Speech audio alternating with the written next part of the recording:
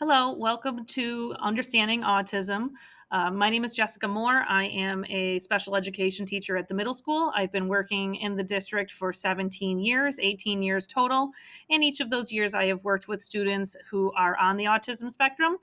So, this information that I will be sharing today, some of it will be from my personal experience, and some will be from some very reputable sources and resources that are available to you to help you expand your knowledge base as well. So, autism refers to a broad range of conditions characterized by challenges with social skills, repetitive behaviors, speech, and nonverbal communication. Autism affects an estimated 1 in 36 children, according to the CDC. This next slide shows you the prevalence and percentage of individuals diagnosed with autism per state.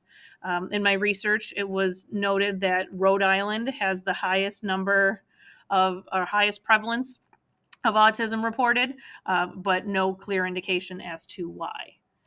So to diagnose autism can be difficult. There's no specific medical test or blood test, but it's generally identified by the time a child is between ages 2 and 3, because parents and doctors start to notice that students aren't meeting the developmental milestones.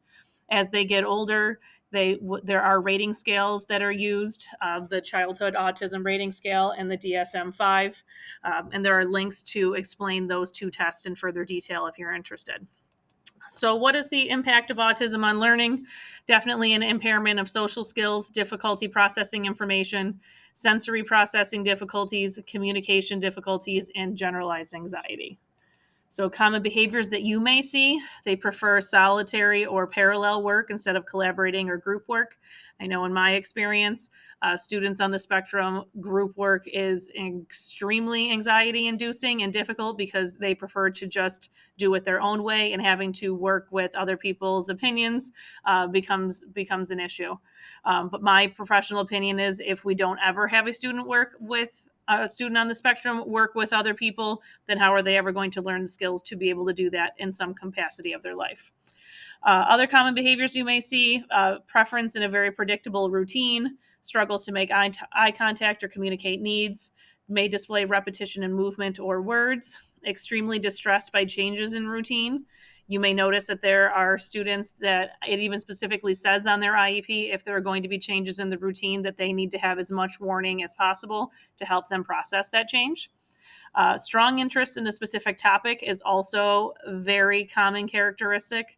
I've had students in the past who have been very hyper focused on fans, ceiling fans. I've had some that were hyper focused on ducks. So if you can incorporate that into your lessons, generally piques their interest. And other common behaviors you may see are a dislike of the physical act of writing, that they would much prefer to type or use technology to help them. So when you look at a student's IEP who's on the spectrum, you may see some of these standardized tests as well. You'll notice that over here on the score in the descriptor area, that students would be in the low average or below average range when it comes to different composite scores, being able to adapt, being able to work on to identify their social skills. Their expressive language can be very difficult. And then you'll also notice that their full scale IQ in a lot of cases is going to be high or above average.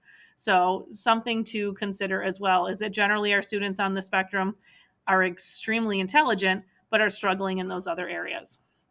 So one of the most famous people on the spectrum, you've probably heard of her, is Temple Grandin. And she has a few quotes that I think kind of sum up autism in itself: that there needs to be a lot more emphasis on what children can do instead of what they cannot do. I am different, not less. And what would happen if the autism gene was eliminated from the gene pool? You wouldn't have a bunch of people standing around in a cave chatting and socializing, or you would have a bunch of people standing around in a cave chatting and socializing and not getting anything done. That was pretty funny. And here are some famous people with autism: Elon Musk, Eminem, Bill Gates, Dan Aykroyd, the founder of Pokemon, Daryl Hannah, Albert Einstein, Tim Burton, and the list goes on and on. Really focusing that these people are different, not less.